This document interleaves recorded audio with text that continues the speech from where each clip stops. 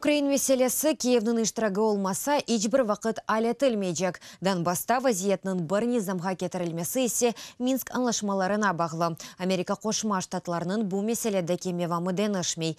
Деп білдірді Юқары Рада рейсінің бірінші муавины Ирина Геращенко. Оның фикріне көре, бұны президент Дональд Трампның Украина тыш ишлер назиры Павло Климкин еле Вашингтонда күрішіві таздықлай.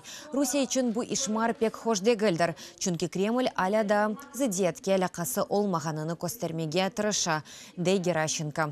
Авропа бірлігі шорасының визасыз режимнің берілмесі ақындаки қарараны Ирина Геращенко Украина үшін музбет бір ишмар олара қадлады.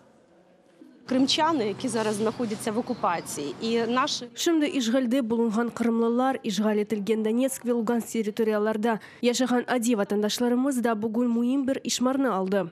Олар Украина ватандашлары ола. Визасыз режим ise Украинаның әрбір ватандашына айт. Бұл Украин акимияты тарафындан Мележинки черчевесінде Қырым ве Донбассның келечегі Рус дүниясына дегілді, Киевге бағлы олғаны ақында айтмақ мақсады еле етілген есятлардыр.